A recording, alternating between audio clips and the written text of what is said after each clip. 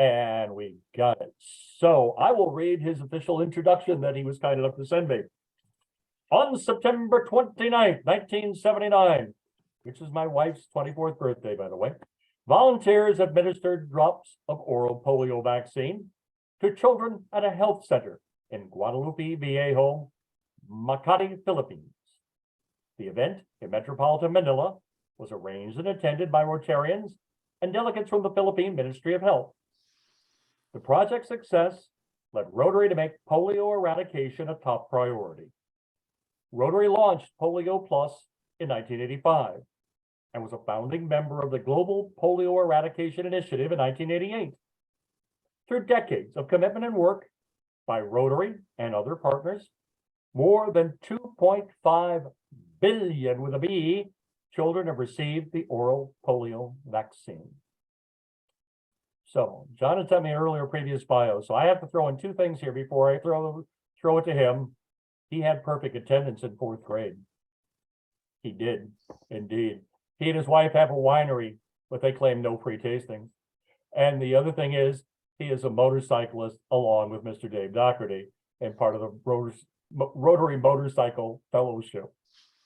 So, speaking to us today on Rotary's Polio Plus efforts, please welcome our fellow Rotarian, John Cram. Thank you, John. Go right ahead. Have you ever known somebody who had polio? Yes. In 1957, I was 8 years old and living in Fairfax, Virginia. One morning, I got up, threw my legs over the bed, stood up, and I couldn't move. Couldn't take a single step. My dad thought I was faking it to get out of school, but Mom convinced him to let me stay home that day.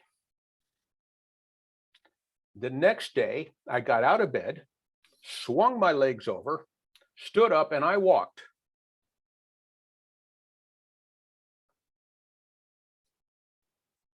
Eight steps, and my legs froze. Couldn't take another step. So my parents rushed me off to the doctor, where I was diagnosed with polio. Polio. Now, in 1955, President Eisenhower authorized free vaccinations for every child in America. It was a series of 3. And I had had 2 of those shots. So I developed what you would call a minor case of polio, if you can call polio minor. Well, I was hospitalized for the summer. My parents' daily visits were limited to standing in the doorway and talking to me because I was in isolation. Polio is that contagious. Well, I recovered and I lived a fairly normal life. As normal as many people would call me. Dave has inside information on that. For sure. And I kind of forgot about polio. Your club inspires me. You haven't forgotten about polio. But let's face it, we've been doing this for a long time. And a lot of Rotarians are getting tired of it. It's called polio fatigue. Well, in 2011, I attended the International Convention in New Orleans. And there I met my polio hero, Nancy Barbie. She's a member of the Rotary Club of Pollexville, North Carolina. And she was conducting a breakout session at the convention. And I thought, I'll go. And it re-inspired my interest in polio. At the end, and now Nancy organizes an annual trip to go to India to participate in their national immunization days. And at the end of her session, I went up and I actually forced her to take down my name and email so I could go with her the following year. The following January, we were in Delhi, India. And as a side trip, we went to Old Delhi to visit the largest mosque in the country. Holds up to 10,000 worshipers at a single sitting. And there I saw him, down on the ground. He was on his hands and knees, crawling around, begging for money. He had polio because we didn't get to him on time. And it was the only way he could get money for food.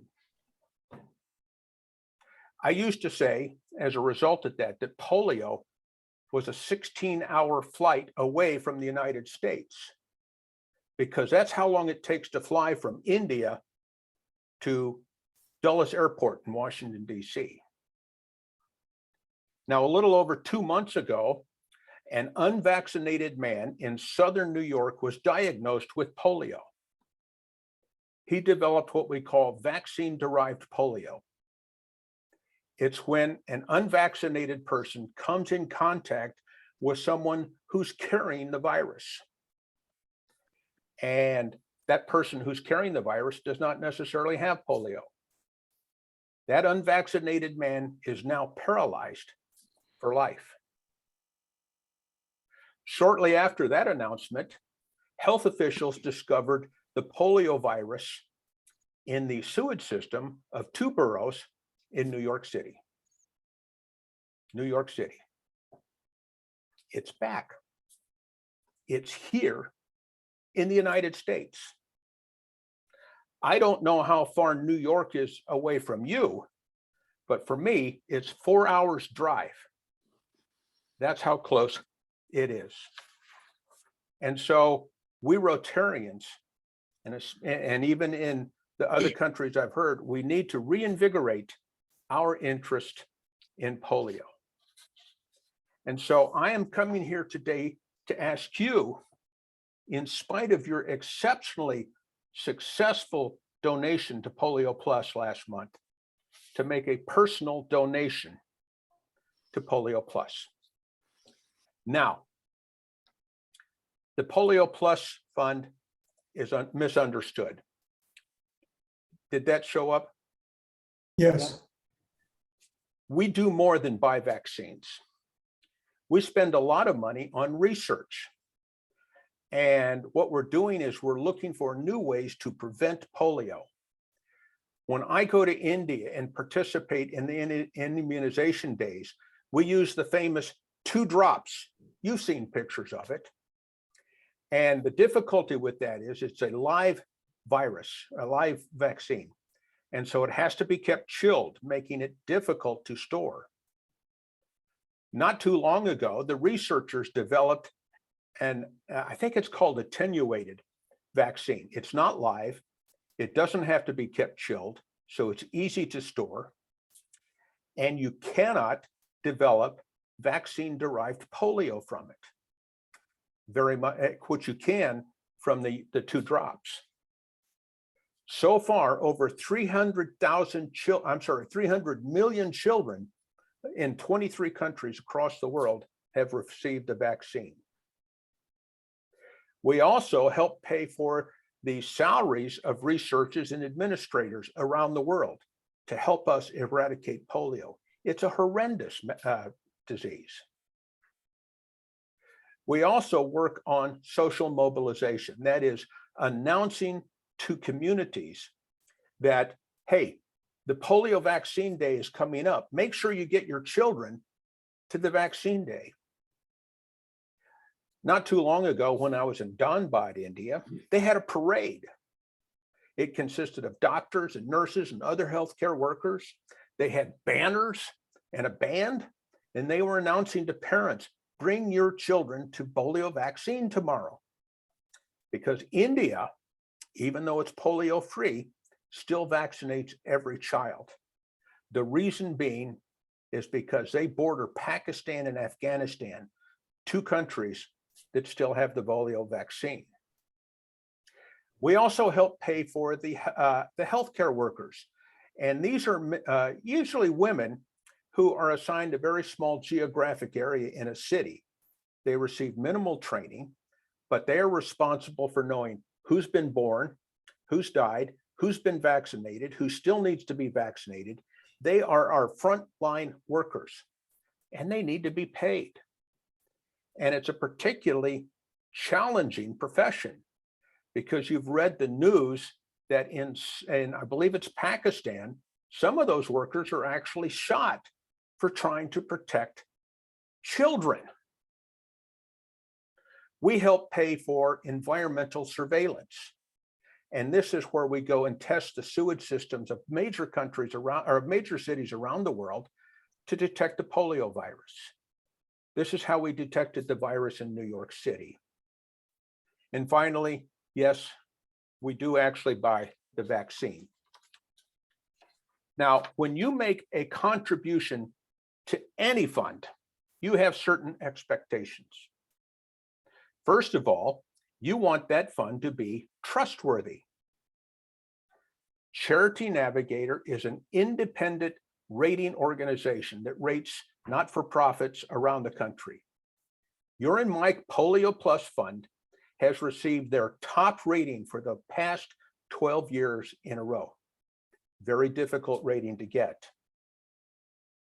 You expect the fund to be effective. Since Rotary has been involved in polio eradication, we have taken polio from about 1,000 cases a day around the world to just 30 so far this year. That's the good news. The bad news is that this time last year, there were only 2 cases of polio. We need to take that step forward and eradicate polio. You may have a personal connection to the fund. Those of you who are my age probably knew somebody in your youth who had polio. There are a couple of younger people on this. If you ask your parents or your grandparents, they probably knew somebody who had polio. And if not, now you know me. It's real. Another thing that will make you contribute to a fund is it'll make you feel good. When we eradicate polio, you and me, we will have eradicated the second disease ever eliminated and eradicated from the world, the first being smallpox. It's going to make us feel good when we eradicate polio. And our goal is 2026. It's doable. So here's what I'm asking of you, me, John Graham, past district governor and Polio Now coordinator and recipient of the Perfect Attendance Award in 4th grade. I want you to make a personal donation to Polio Plus. Now, I could not find where your home district has a Polio Plus Society.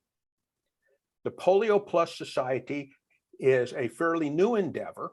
It's about 1.5 years old, and it's a district managed endeavor. It's like the Paul Harris Society, except it's not yet run by the foundation. It's working its way there. But you pledged to donate at least $100 a year to Polio Plus.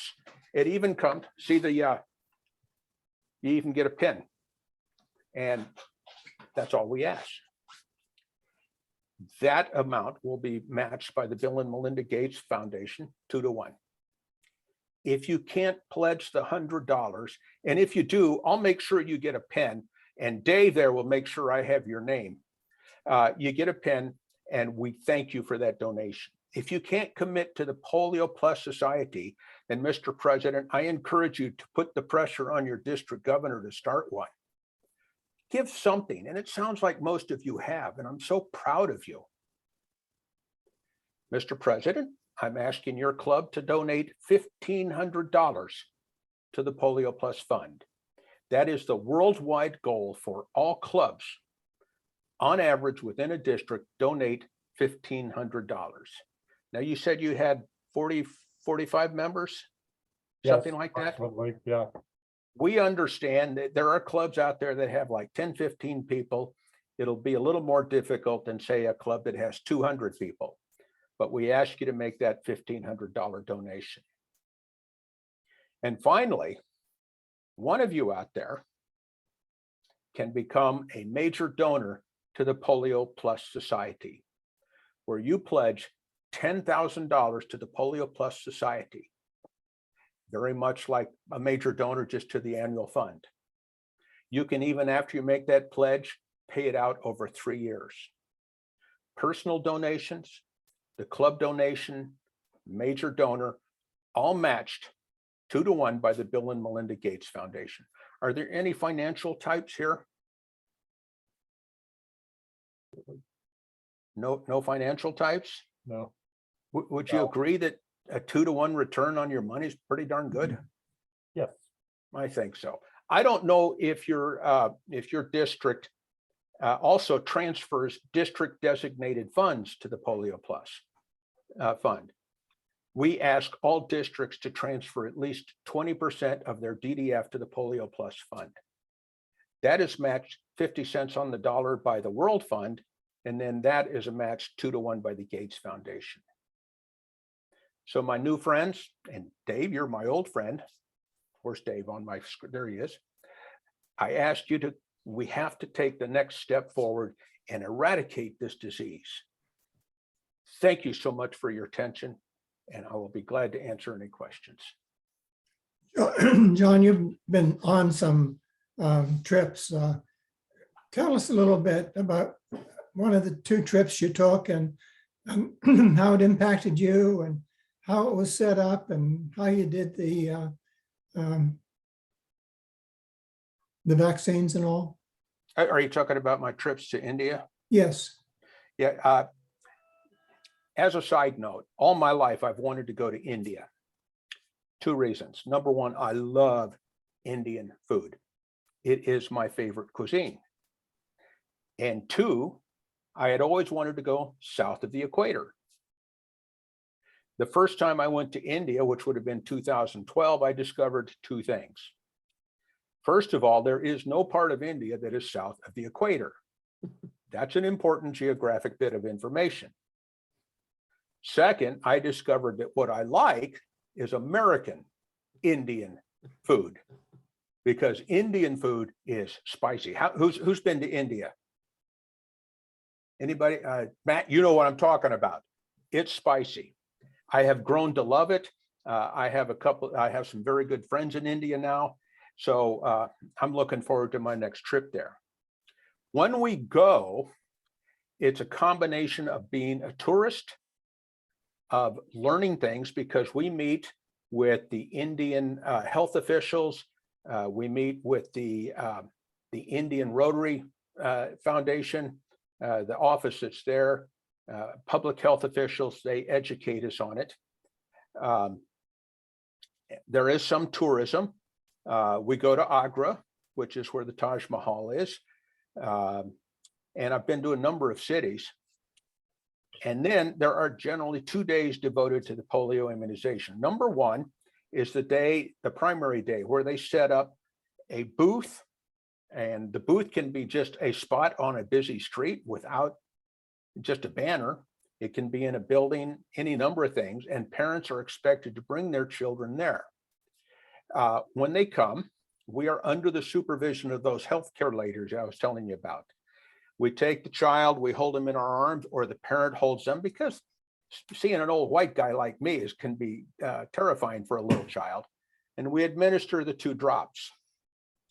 One of the things we do, and one of the things they discovered early on, before my time, is that parents making sure that their children were not going to catch polio would take them either to the end of a long line or take them to another polio vaccination site. So we started marking their children's left pinky with purple ink so that we knew that that child had been vaccinated. And that's what I do to my left pinky. I wear a purple nail polish until we eradicate polio. The second day is a follow-up day, and we carry the vaccine. We go door to door, and we get those kids that have not been, they didn't make it to the first day. And that's where the healthcare professional or the healthcare worker comes in handy because they know where the kids live. Typically, we just let the healthcare worker go in because they can be like a one-room apartment. And they don't want strangers coming in, but they understand the healthcare lady. Did that answer your question, Dave? Sure. Yes, indeed. Just trying to get a feel for how it goes and how it impacted you as a citizen. I wasn't really impacted. I grew up, I'm retired from the military, so it takes a lot to get me. When I saw that guy on the street of Delhi, it hit me right here about what you and I do. This guy, and if you've ever heard of John Nanny lives in New Jersey. He's a wonderful Rotarian. He contracted polio before the vaccines were available. He is a passionate polio advocate. He's confined to a wheelchair. He's a wonderful individual. If you ever get a chance to invite him to your club, I recommend it. But this man, I never met him, but I still think about him, and it gets me right here. Other questions? Anybody else? Come on, it wasn't that good. Chris? Chris. Okay, I should know this, but I'm going to ask it because I don't remember. So we only vaccinate children, correct?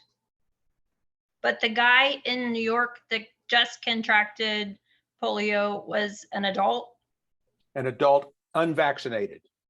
So do we ever vaccinate adults, or is it too late for an adult if they get polio?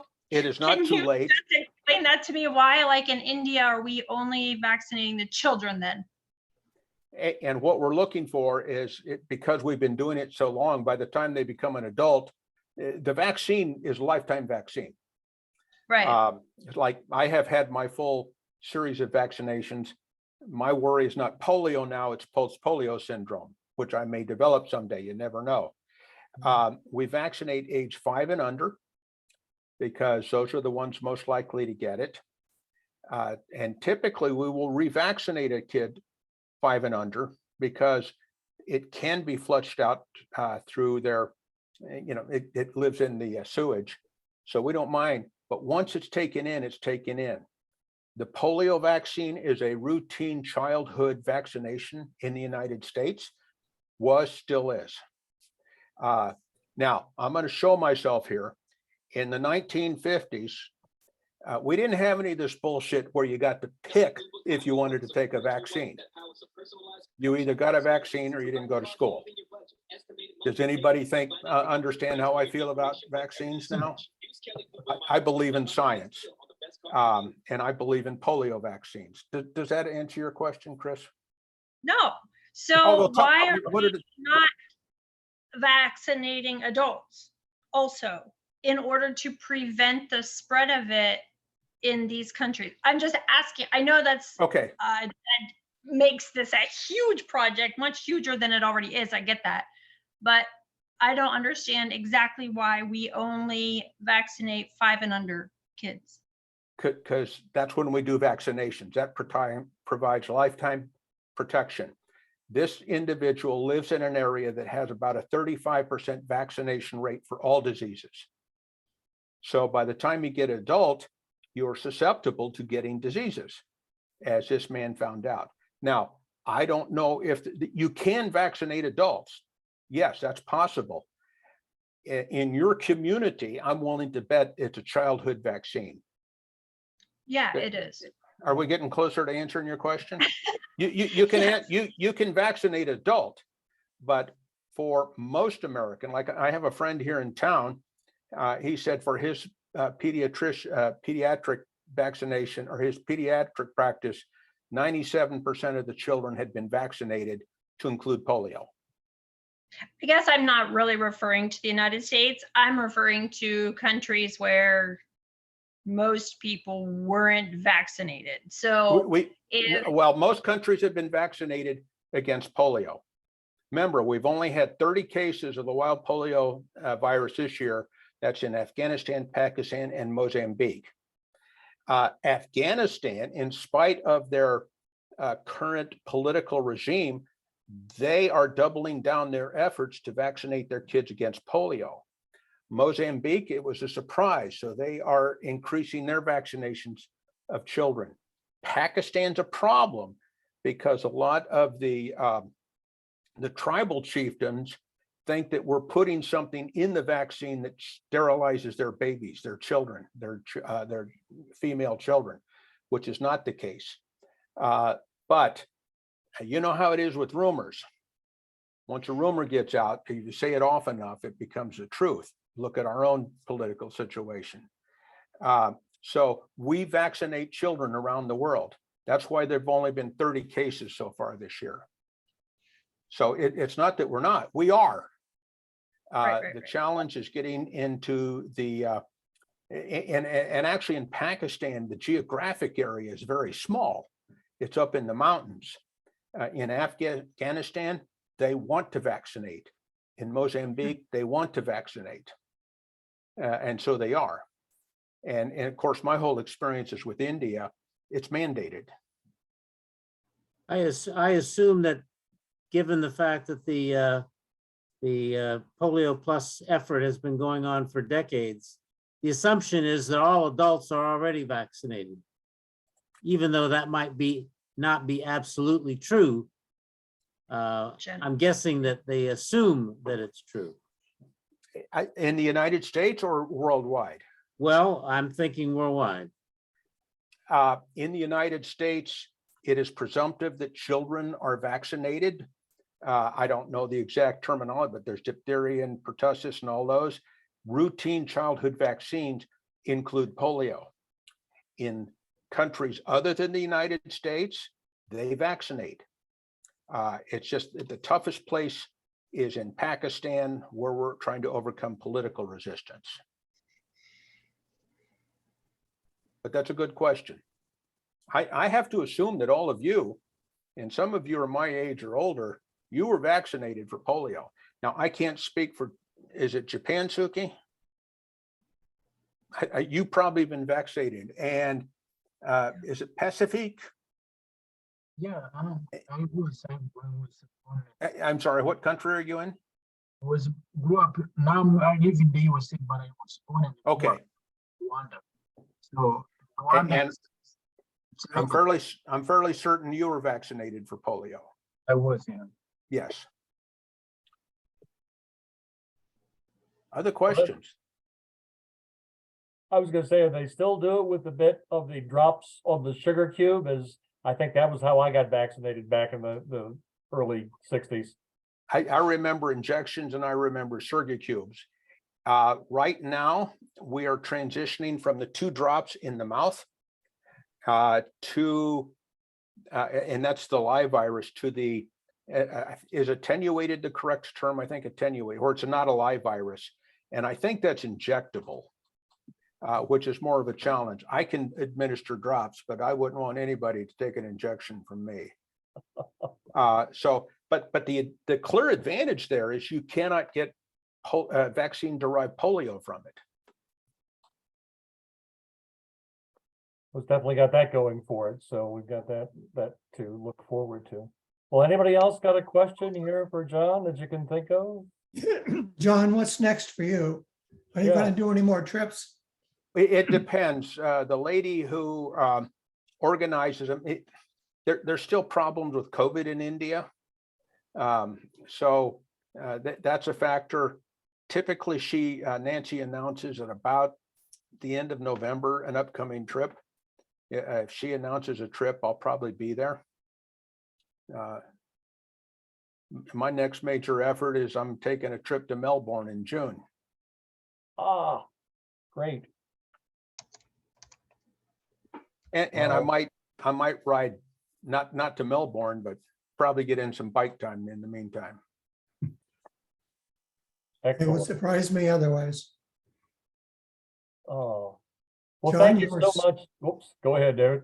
Just going to say, John, you're super. I appreciate you coming Thank you, on David. and sharing your experiences, because you have done things that most of us haven't even thought about doing. So really appreciate it. Well, I'm most impressed with your club's efforts during Polio Week.